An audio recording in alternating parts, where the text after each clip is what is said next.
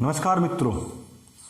तो मित्रों, आज मैं बात करूंगा टीईटी से संबंधित एक अध्याय की, अधिगम के सिद्धांतों की।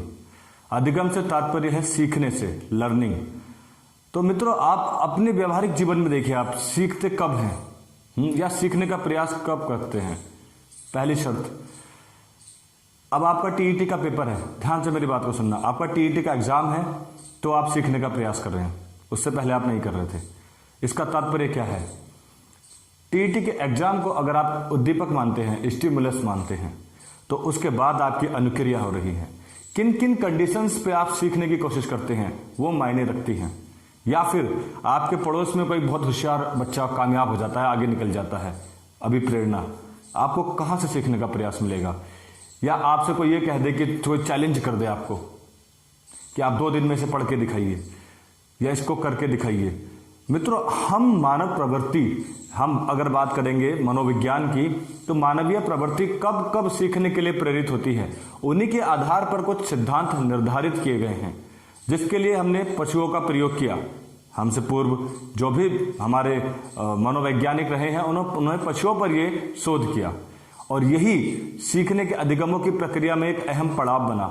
आज हम इन्हीं के ऊपर डिस्कस करेंगे और साथ ही बात करेंगे इनका किस तरह से हम शिक्षा के क्षेत्र में प्रयोग करते हैं, क्योंकि ये प्रयोग जानवरों के ऊपर हुआ है, हम उसको मनुष्य पर किस तरह से अप्लाई कर सकते हैं उसके ऊपर बात करेंगे। साथ ही परीक्षा में आने वाले, आगामी 5 जुलाई को होने वाली परीक्षा में आने वाले महत्वपूर्ण सवालों का भी डिस्कस करेंगे। बने रहिए आप। तो सबसे पहले मैं बात करूंगा सीखने के अधिगम यानी अधिगम की प्रक्रिया में पावलोव थ्योरी की। पावलोव थ्योरी 1904 में दी गई थी। पावलोव के जो ये नाम से पावलोव है, इन्हीं ने ये थ्योरी दी थी। इनको इसके लिए नोबेल प्राइज भी मिला था। तो सबसे पहले मैं इसका व्यवहारिक प्रयोग आपको बता देता हूं। आप कक्षा में पढ़ने जाते हैं, मेरी बात को ध्यान से सुनना। आप कक्षा में पढ़ने जाते हैं, आपका मन बिल्कुल भी पढ़ाई में नहीं लगता। कक्षा में जाते हैं, आपका मन पढ़ाई में नहीं लगता, लेकिन पड़ोस में जो आपके साथ बच्चा बैठता है वो रोज क्या करता है? किताब खोलता है। आपकी स्वाभाविक प्रक्रिया है कि आप पढ़ाई नहीं करते, लेकिन आपके पड़ोस में कोई बच्चा रोज किताब पढ़ता है, उसको देखकर आप क्या करते हैं? इग्नोर करते हैं। 1 दिन ऐसा होता है, 2 दिन ऐसा होता है। जब आप रोज देखते हैं उसको पढ़ते हुए, तो आप क्या करते हैं? आप सोचते हैं कि एक दिन खुद भी आपका मन करता है कि आप भी पढ़ लें। बिल्कुल, बेशक आपका मन करता होगा कि इसको देखकर एक दिन मैं भी किताब खोलूं। फिर क्या होता है? वो बच्चा आता है, किताब पढ़ता है, उसको देखकर आप पढ़ते हैं। बच्चा आता है, किताब पढ़ता है, उसको देखकर आप भी पढ़ते हैं। एक दिन वो बच्चा नहीं आता, एक दिन वो बच्चा नहीं आता, लेकिन आप फिर भी किताब पढ़ते हैं। समझ गए आप? ये क्या, यहां पर क्या हुआ? आपने अनुबंध उस बच्चे के साथ स्थापित किया था, बच्चे के साथ स्थापित किया था, और उसके बाद उस बच्चे के माध्यम से आपका अनुबंध उस किताब से बन गया, और उस किताब से बनने के बाद आपने जो प्रतिक्रिया दी वो पढ़ाई की दी। समझ रहे हैं आप इन चीजों को? अनुबंध स्थापित करके हमने पढ़ाई अर्जित करी। अब ये जरूरी नहीं कि वो किताब ही हो, कई बार आप किसी अध्यापक को देखकर भी प्रेरित हो जाते हैं पढ़ने के लिए। अध्यापक आया, आपने अनुबंध स्थापित किया अध्यापक के साथ, फिर अध्यापक ने पढ़ाना शुरू किया, आपने पढ़ाई के साथ ये लागू किया। जैसे कि एक और उदाहरण मैं आपको देता हूं कि आपके घर में एक दादाजी हैं जो चश्मा पहनते हैं सुबह सुबह जब अखबार आता है। सुबह सुबह अखबार आने से पहले वो चश्मा पहन लेते हैं और तैयार हो जाते हैं। साइकिल की घंटी बजती है, अखबार वाला आता है और दादाजी चल देते हैं अखबार लेने के लिए। ये प्रक्रिया रोज होती है। घंटी बजती है, दादाजी उठ जाते हैं, घंटी बजती है, दादाजी उठ जाते हैं। एक बार क्या हुआ, अखबार वाले से पहले दूध वाला आ गया। अक्सर दूध वाला घंटी नहीं बजाता था, लेकिन उस दिन उसने घंटी बजा दी। अब क्या हुआ? दादाजी जिनका पहले अनुबंध स्थापित था अखबार के साथ, वो अनुबंध अब किसके साथ स्थापित हो चुका था? घंटी के साथ। अब दूध वाला आया, उसने घंटी बजाई, दादाजी उठकर चश्मा पहनकर चल दिए। जब देखा तो वो अखबार वाला नहीं था। यह है हमारा पावलोव थ्योरी का ये सिद्धांत। ऐसे ही इन्होंने उदाहरण दिया, एक कुत्ते के ऊपर यह प्रयोग किया गया।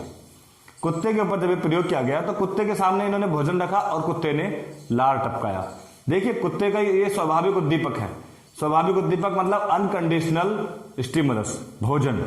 अनकंडीशनल से तात्पर्य है कि वो कोई किसी भी अनुबंध के तहत नहीं बंधा है। अनअनुबंधित सिद्धांत, अनअनुबंधित मतलब आप समझ रहे हैं? उसका स्वाभाविक प्रक्रिया है वो, उस पर कोई बॉन्ड नहीं है। स्वाभाविक प्रक्रिया मतलब कि भोजन को देखकर वो लार टपकाता ही है। स्वाभाविक प्रक्रिया कहें या अनुबंधित उद्दीपक कहें कि उसके ऊपर कोई बॉन्ड नहीं है। उससे क्या हुआ, उसने एक स्वाभाविक अनुक्रिया दी लार, यानी कि भोजन को देखकर उसने लार टपकाई। जैसे कि आपने छात्र के बारे में देखा था कि वो सिर्फ मस्ती करने जाता था तो वो उसका अनकंडीशनल बॉन्ड था, यानी कि स्वाभाविक प्रक्रिया थी। ठीक, तो उसने क्या दिया, स्वाभाविक अनुक्रिया यानी कि लार अपनी टपकाई। थोड़ी देर बाद क्या हुआ, अब ये प्रक्रिया उसने पावलोव ने एक अलग तरीके से रिप्रेजेंट की। वो भोजन देने से पहले घंटी बजाता था और घंटी बजाने पर कुत्ता वहां पर आ जाता था, भोजन देखता था और लार टपकाता था। प्रक्रिया बार बार चलती रही। भोजन, घंटी बजी, भोजन आया, लार टपकी, घंटी बजी, भोजन आया, लार टपकी। अब ऐसा करते करते क्या हुआ, एक दिन की भोजन नहीं दिया, सिर्फ घंटी बजाई, कुत्ता फिर भी आया। क्यों? क्योंकि उसने संबंध स्थापित कर लिया था घंटी के साथ, अस्वाभाविक अनुबंध। यानी कि कुत्ते की वो प्रवृत्ति नहीं है कि वो घंटी देकर लार टपकाए, लेकिन उसको ऐसा बना दिया गया, यानी कि उसकी आदत बना दी गई, उसके नेचर को ही बदल दिया सिर्फ उसकी आदतों की वजह से।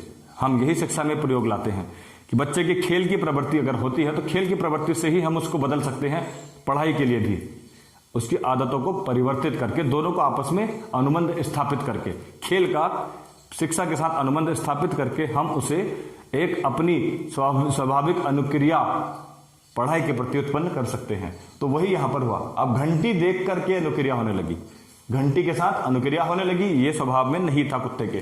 तो घंटी से हमने भोजन, जो घंटी देखकर भोजन की प्रवृत्ति थी वो उसके अंदर उत्पन्न हुई। यही पावलोव थ्योरी का सिद्धांत था, अनुबंध स्थापित करना, अनुबंध स्थापित करके अपनी अधिगम की प्रक्रिया को आगे बढ़ाना। ये पावलोव थ्योरी का मेन अध्याय था। देखिए इस थ्योरी को कंडीशनल रिस्पांस थ्योरी भी बोलते हैं। कंडीशनल रिस्पांस मतलब अनुबंध अनुक्रिया सिद्धांत। देखिए आप देख रहे होंगे आप, अनुकूलित अनुक्रिया सिद्धांत या अनुबंधित, जो भी आप कहें, कंडीशनल रिस्पांस थ्योरी। शास्त्रीय अनुबंध सिद्धांत भी इसको कहा जाता है क्योंकि घंटी पर यह प्रयोग किया गया था, कुत्ते और घंटी के प्रयोग से किया गया था, इसलिए इसको शास्त्रीय अनुबंध सिद्धांत भी कहते हैं।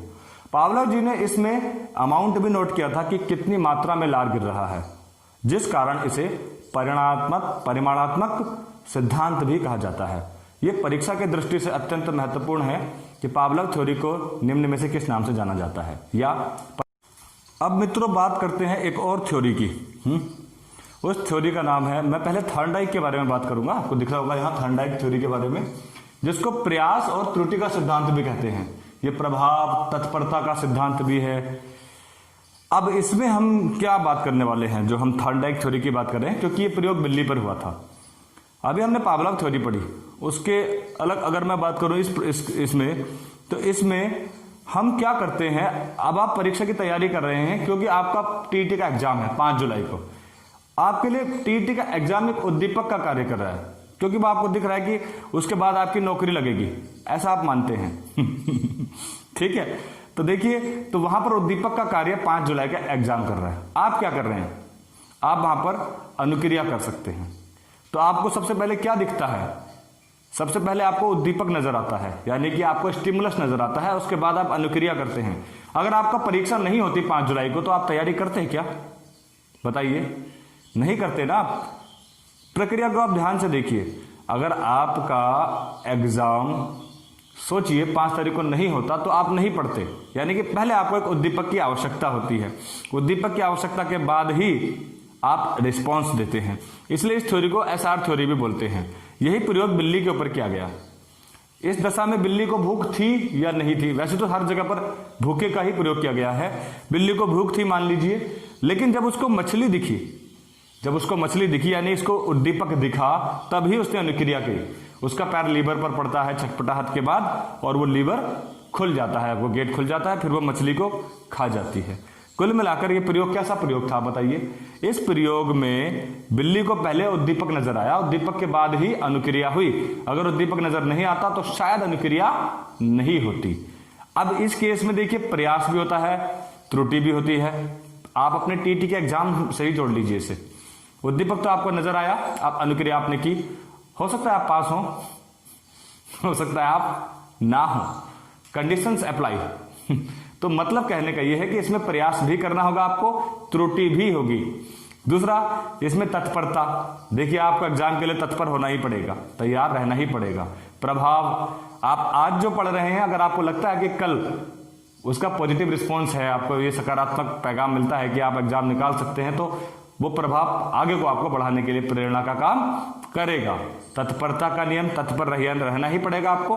आपने क्या किया होगा, सीटेट से पहले ही सिलेबस नोट कर लिया होगा और लगातार कंटिन्यू बने होंगे आप वीडियोस से भी।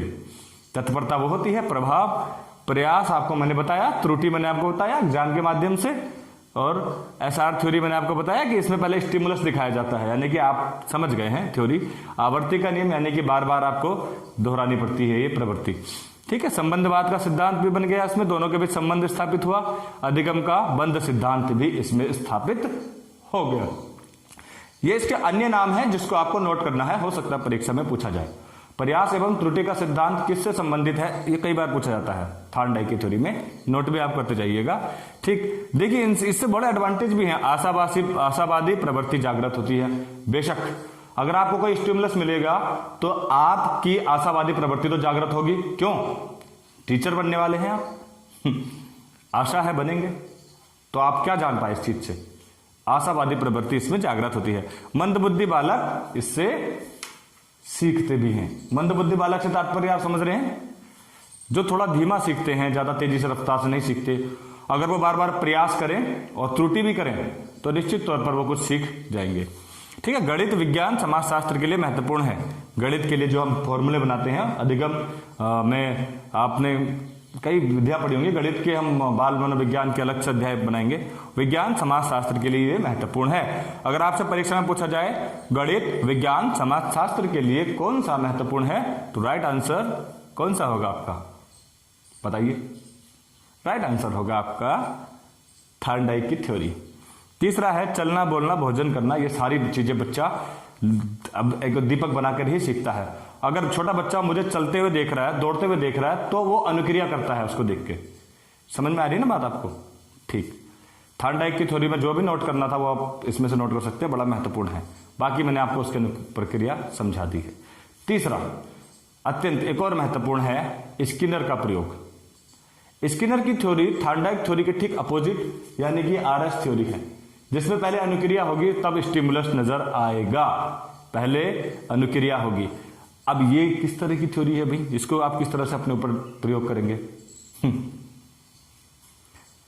सीधे सी बात, उत्तराखंड वैकेंसी, उत्तराखंड के जो लोग हैं वो समझ रहे होंगे, 3 साल से कोई वैकेंसी नहीं आई।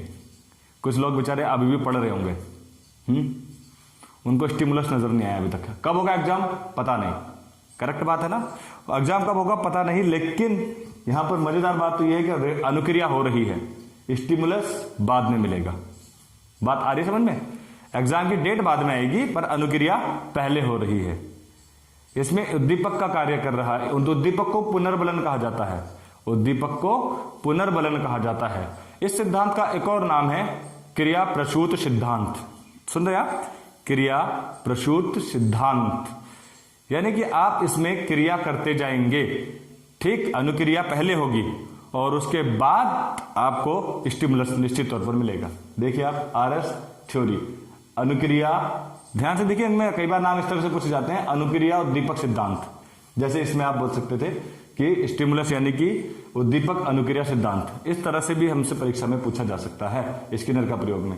इसका दूसरा नाम और भी है नैमित्तिक अनुबंध का सिद्धांत, अभिप्रेरणा का सिद्धांत। अब देखिए इसमें अभिप्रेरणा का सिद्धांत क्या हुआ, आपको प्रेरणा तो मिल रही है ना, कभी ना कभी तो एग्जाम आएगा। प्रेरणा तो इसमें अपने आप को देनी है ना, अभी मतलब अपने आप को प्रेरणा देनी है कि स्टिमुलस आपको मिलेगा।